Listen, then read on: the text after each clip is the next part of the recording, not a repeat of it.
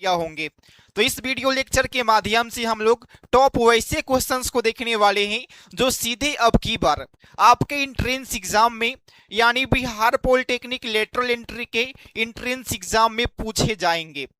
और यहीं से एक क्वेश्चन हर एक साल पूछ लिया जाता है आपके इंट्रेंस एग्जाम में कि बताओ साइंटिफिक मेथड का फर्स्ट स्टेप क्या है, साइंटिफिक मेथड का पहला चरण क्या है। इतना हम लोग पढ़े हैं ना, यहां से एक ऑब्जेक्टिव क्वेश्चन पूछिएगा, सोचो आप लोग अपने मन में। तो साइंटिफिक मेथड का जो पहला चरण है वो है ऑब्जर्वेशन। क्या है? ऑब्जर्वेशन यानी अवलोकन। करेक्ट आंसर क्या हो जाएगा? ऑप्शन नंबर बी हो जाएगा। तो आपको इसको अच्छे तरीके से देख लेना है। यहां पर फर्स्ट चरण है, आपको अपने मन से जो सेकंड वाला क्वेश्चन से वो बताओ क्या होगा। साइंटिफिक मेथड का दूसरा स्टेप क्या है? तो दूसरा स्टेप है हाइपोथेसिस, तीसरा स्टेप है एक्सपेरिमेंट, चौथा स्टेप है रिजल्ट और पांचवा स्टेप है कंक्लूजन यानी निष्कर्ष। तो उम्मीद है ये जो टॉपिक है आपको काफी अच्छे तरीके से समझ में आ चुका होगा। तो यहां से एक ऑब्जेक्टिव क्वेश्चन पूछा जा सकता है कि फिजिक्स किसका अध्ययन करती है, फिजिक्स मेनली किसका अध्ययन करती है। तो हम लोग देखे हैं ना थ्योरी में किसका करता है बताओ? वो करता है पदार्थ और ऊर्जा का। किसका करता है? पदार्थ और ऊर्जा का। ये कहां पर है? तो आप लोग यहां पर देख लो। जो फिजिक्स है मेनली अध्ययन करता है किसका? पदार्थ का और ऊर्जा का। करेक्ट आंसर ऑप्शन बी हो जाएगा। इसके साथ साथ यहां पर एक एमसीक्यू है कि निम्न में से कौन भौतिक राशि है। इस क्वेश्चंस को आपके इंट्रेंस एग्जाम के बाद भी आगे आप लोग कोई भी एग्जाम देंगे ना, एसएससी जेई हो गया, आरआरबी जेई हो गया, डीआरडीओ हो गया, बार्क हो गया या ग्रुप डी हो गया, तो पिछले बार ही जो ग्रुप डी का एग्जाम हुआ था ना, वहां पर इस क्वेश्चंस को पूछा गया था कि निम्न में से कौन सी भौतिक राशि है। तो भौतिक राशि क्या है? भौतिक राशि वैसी राशि है जिसको हम लोग माप सकते हैं। क्या है? भौतिक राशियां वैसे राशियां को बोलते हैं जिससे हम लोग माप सकते हैं। तो आप लोग बताओ, हैप्पीनेस को माप सकते हैं? कोई बता पाएगा कि हम आज कितना खुश हैं? बताओ कितना खुश हो? नहीं ना बता पाओगे तो इसका आंसर नहीं होगा। अब लड़की लोग बताएगी ब्यूटी यानी सुंदरता, आप कितना सुंदर हो, कोई बता पाएगा? उसको मापा नहीं जा सकता है, ये भी इसका करेक्ट आंसर नहीं होगा। ईमानदारी, आप कितना ईमानदार है, उसको मापा जा सकता है? नहीं मापा जा सकता है, ये भी नहीं होगा। तो क्या हो जाएगा? लेंथ। जो लंबाई है इसको हम लोग माप सकते हैं। जो लंबाई है ना, लंबाई को हम लोग माप सकते हैं। इस क्वेश्चंस को कई बार पूछा जा चुका है आपके इंट्रेंस एग्जाम में। 7 टाइप्स का फिजिकल क्वांटिटी होता है जिसमें से फर्स्ट है लेंथ। क्या है? लेंथ है। लेंथ का मात्रक होता है मीटर और इसको डिनोट करते हैं एम से। आप लोग भी अभी से पढ़ाई करने के बाद लेटरल एंट्री के माध्यम से सरकारी पॉलिटेक्निक में एडमिशन लेना चाहते हैं तो अभी ही डाउनलोड करें प्ले स्टोर से डिप्लोमा क्लासेस एप्लीकेशन। वहां पर वही क्वेश्चंस दिए गए हैं ना जो आपके इंट्रेंस एग्जाम में पूछे जाएंगे। प्रीवियस ईयर क्वेश्चंस भी है, चैप्टर वाइज क्वेश्चंस भी है और सिलेबस के अकॉर्डिंग वीडियो लेक्चर भी है। कोर्स का जो फी है सिर्फ 99 रुपीज है, जो कि अभी ऑफर चल रहा है। और जितने भी टॉप रैंकर होते हैं ना, यहीं से पढ़ाई किए हुए होते हैं। ये जो 7 क्वेश्चन है ना, इस 7 क्वेश्चंस में से एक क्वेश्चन 100% गारंटी के साथ आपके प्रवेश परीक्षा में पूछ लिया जाता है। ये जो 7 क्वेश्चंस आपके स्क्रीन पर शो हो रहा होगा, यहां से एक क्वेश्चन आपसे पूछ लिया जाएगा। अगर यहां से क्वेश्चंस नहीं पूछा जाएगा तो जो हम लोग अगले जो स्लाइड होगा उसमें देखेंगे वहां से क्वेश्चन पूछ लेगा। देखो, जो लेंथ होता है लंबाई, लंबाई का मात्रक होता है मीटर और इसको डिनोट करते हैं एम से। नेक्स्ट है मास यानी द्रव्यमान, द्रव्यमान का मात्रक होता है किलोग्राम, इसको हम लोग डिनोट करते हैं केजी से। नेक्स्ट है टाइम यानी समय, समय का मात्रक होता है सेकंड और इसको डिनोट करते हैं एस से। नेक्स्ट है इलेक्ट्रिक करंट, विद्युत धारा, विद्युत धारा का मात्रक होता है एम्पियर और इसको डिनोट करते हैं ए से। पांचवा है टेम्परेचर, टेम्परेचर यानी तापमान, तापमान क्या बताता है, कौन बॉडी कितना गर्म है और कौन बॉडी कितना ठंडा है। Temperature is the measurement of hotness and coldness of the any body, temperature हमें बताता है कि कौन बॉडी कितना गर्म है और कितना ठंडा है। इसका मात्रक हो जाता है केल्विन। बहुत बार इसको पूछा जा चुका है कि टेम्परेचर का मात्रक क्या होता है, तो केल्विन होता है, इसको डिनोट करते हैं के से। नेक्स्ट है अमाउंट ऑफ सब्सटेंस यानी पदार्थ की मात्रा, इसका मात्रक होता है मोल और इसको हम लोग डिनोट करते हैं MOL से। और सबसे इंपॉर्टेंट क्वेश्चन से प्रकाश की तीव्रता यानी ल्यूमिनियस इंटेंसिटी, ल्यूमिनियस इंटेंसिटी कई बार पूछा जा चुका है और अब की बार का भी जो आपका एग्जाम होने वाला है वहां पर भी पूछा जा सकता है कि ल्यूमिनियस इंटेंसिटी यानी प्रकाश की जो तीव्रता है उसका मात्रक क्या होता है, तो ये होता है कैंडेला। क्या होता है, कैंडेला। तो 7 क्वेश्चन से इसमें से 3 क्वेश्चंस बहुत ही इंपॉर्टेंट है। पहला है अमाउंट ऑफ सब्सटेंस, दूसरा है ल्यूमिनियस इंटेंसिटी और तीसरा है टेम्परेचर। बाकी ये जो 4 गो है ना, 4 गो सभी किसी को याद रहता है, लेकिन ये जो 3 है इसी 3 में लोग रहते हैं कंफ्यूजन। तो उम्मीद है जो फंडामेंटल क्वांटिटी है वो आप सभी को समझ में आ चुका होगा। और फंडामेंटल क्वांटिटी वैसे क्वांटिटी को बोलते हैं जो किसी दूसरे क्वांटिटी के ऊपर निर्भर नहीं करे।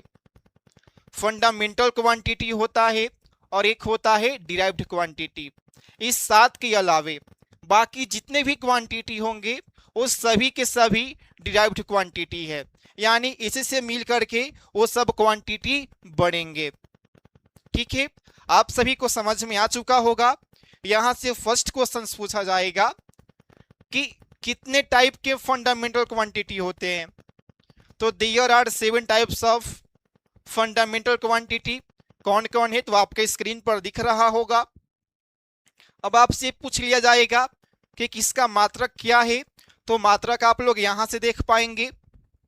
आपसे ये भी पूछा जा सकता है एक्स्ट्रा में कि किसको डिनोट कौन से सिंबल से करते हैं, तो यहां पे आप लोग सिंबल को भी देख पा रहे होंगे। ठीक है, उम्मीद है एक जो टॉपिक है आपको समझ में आ चुका होगा। SI यूनिट ऑफ फोर्स काफी इजी क्वेश्चन से। फोर्स का मात्रक क्या होता है, फोर्स का मात्रक होता है न्यूटन। आपसे पूछ दिया जाए जूल, जूल का मात्रक, जूल किसका मात्रक है, तो ए है वर्क का और प्लस में एनर्जी का। वाट किसका मात्रक है, तो वाट मात्रक है पावर का। पास्कल किसका है, तो ये है प्रेशर का। यहां से 4 क्वेश्चंस आपको क्लियर हो चुके होंगे, ये टॉपिक भी क्लियर हो चुका। अब हम लोग चलते हैं अगले स्लाइड में। अब हम लोग देखेंगे डायमेंशन एंड एप्लीकेशन। यहां से भी एक क्वेश्चन हर एक साल पूछ लिया जाता है। जो डायमेंशन है ना बीमा, बहुत ही इंपॉर्टेंट टॉपिक है आप लोग के एंट्रेंस एग्जाम के लिए। जो डायमेंशन है इसमें हम लोग कॉमनली 3 सिंबल का यूज करते हैं, MLT, M L और टी। एम यूज करते हैं मास के लिए, एल यूज करते हैं लेंथ के लिए, और टी यूज करते हैं टाइम के लिए। ये जो एम एल टी है, इसी तीन का यूज करके जितने भी क्वांटिटी है सभी का हम लोग बीमा को फाइंड कर सकते हैं। अब आप लोग यहां देखो, सबसे पहले आप लोग देख लो वेलोसिटी। वेलोसिटी का होता है डिस्टेंस अपॉन टाइम, तो इसका हम लोग देख चुके हैं। इसका क्या होता है, एल टी के पावर -1। अगर ऑप्शन में एम 0 रहेगा तो ये हो सकता है, वरना नहीं रहेगा। उसके बाद है त्वरण यानी एक्सेलरेशन। त्वरण किसको बोलते हैं, तो वेग में परिवर्तन बटे समय, the rate of change of velocity is called acceleration. तो ये क्या हो जाएगा, वेलोसिटी अपॉन टाइम। तो वेलोसिटी का डायमेंशन क्या था, एल टी के पावर -1 था, और फिर हम इसमें टी से डिवाइड करेंगे, एल टी के पावर -1 अपॉन टी। तो एक और टी ऊपर जाएगा तो कितना हो जाएगा, 2 होना जाएगा, टी के पावर -1 और टी के पावर -1, तो टी के पावर -2। आप लोग सिर्फ वेलोसिटी का बीमा को याद रख लो, उसके बाद सब ऑटोमेटिक याद हो जाएगा। जब आप लोग वेलोसिटी का याद रख लोगे तो जो त्वरण है इसका भी आ जाएगा। अब देखो एम, एम क्या है, यानी फोर्स है।